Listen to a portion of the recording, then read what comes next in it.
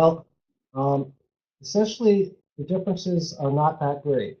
1980s Wall Street was dominated by the mortgage-backed securities business, and current Wall Street is also dominated by the mortgage-backed securities business.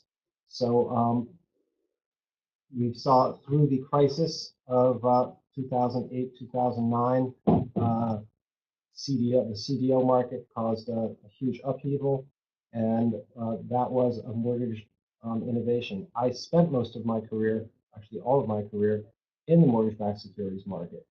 Um, New trainees enter a Wall Street firm and go through the same process as they did in the 80s.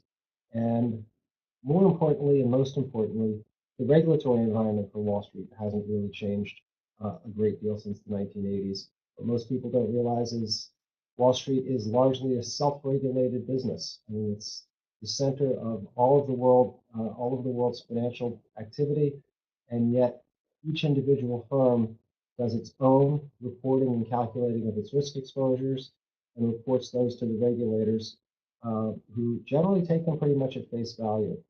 So one of the things I've heard from people about the book is, it's based in the 80s, and that seems like ancient history. But if you take nothing personal and change one letter, which is CMO to CDO, you've brought it into the present time.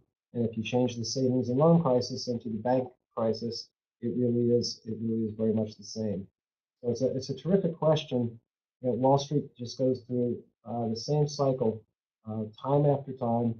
People seem to feel that this is all a power that's beyond their control, and yet it's not. If the regulators uh, really stepped up to the plate and changed the way the game is managed and changed the way they surveil it and control it, maybe it would change. But that hasn't happened. Didn't happen in the recent Volcker rule final regulation. It didn't happen in Basel and the Switzerland banking authorities for Europe. And I don't believe there has really been a big change. I'd say some of the changes are small. I think the trading floors probably aren't as crass and vulgar as they used to be. Things are a little bit more politically correct. I believe there are a few more women on Wall Street now than there used to be. But by and large, the world of high finance has not really changed a great deal.